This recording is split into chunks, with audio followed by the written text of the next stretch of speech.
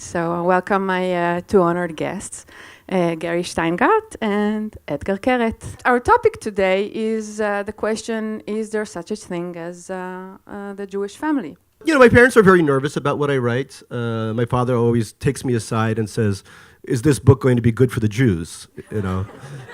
Is it? And I always say, this book's not going to be good for anybody.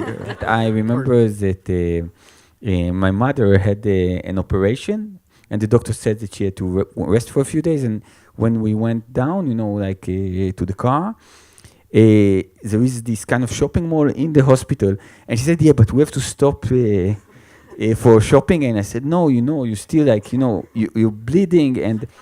And she said, just essentials. So we went there, and she she picked bread and stuff, and then she said, and I need some frozen beans, and I kind of brought her a pack, and she said, no, not this one. And then she leaned to take another one, and goes, oh! And I said, are you okay? And she said, and some peas too. It just happened recently because I have a 2.5-year-old son, already like every Jewish kid, or half Jewish, half Korean kid, incredibly anxious, obviously. So we took him outside, and he was like, oh, God. Everything was scary. And then he saw a pigeon sitting on a wire. And he ran up to it, and he said, pigeon, don't fall, okay? Aren't all of us are very obsessed of writing true stories, maybe online memoir or live memoirs in some way?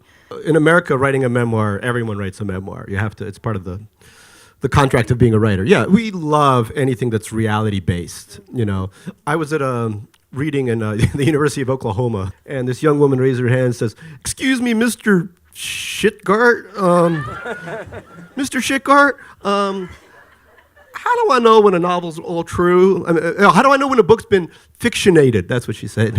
And I said, well, if it says novel, it's probably been real fictionated. And she said, well, thank you. I won't buy those anymore because I like things to be true. People don't like fiction for some reason in America. I know you guys, Israelis, read a lot, of course, but I mean, this is horrible. I teach at Columbia, and I've had students say to me, I can't read the fiction in the New Yorker. It's too long.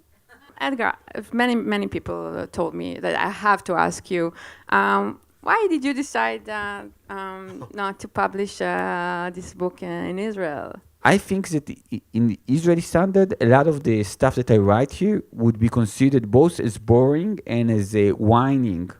So I think that for me, when I write about Israel and I show it to somebody who's an outsider, I say, this is my Israel, it doesn't conflict with the way that other people see Israel. I don't have to debate if this is how Israel should be looked at. And I think that there is this side of me that, that kind of when my son said to me, I don't want the book to be published in Hebrew, I was kind of relieved, My first book ever I wrote in Leningrad when I was 5 years old. My grandmother commissioned it. My grandmother, Galia. She used to be a communist, a Bolshevik writer for a paper called Good Morning Leningrad. Much better than Good Evening Leningrad, which sucked.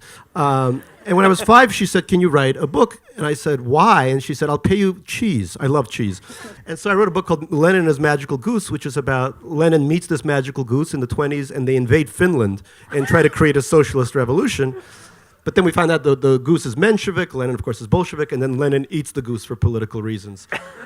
5 years old, right? And my grandmother loved it, and she gave me 100 pieces of cheese. And today, most of my publishers pay me in cheese, too. So for me, humor is sort of the intercontinental ballistic missile that gets the tragedy across. And the tragedy is the payload. That's the nuclear explosion. But what gets it across is the humor. The one thing that both society and family gave to me was humor. Because the Soviet Jews, I think, were and possibly are still some of the funniest people on the planet. The first memory I have, really memory of being with my parents, was sharing an illicit joke about the Soviet Union. To me, that's more touching than any I love you and this or that can be exchanged between parents. It's being together in the same boat and understanding that you're in the same boat together. I want to thank you, Gary, and thank you, Etgar, and thank you, the festival organizers. And thank you Thank you, Dikla. Thank you. Yeah.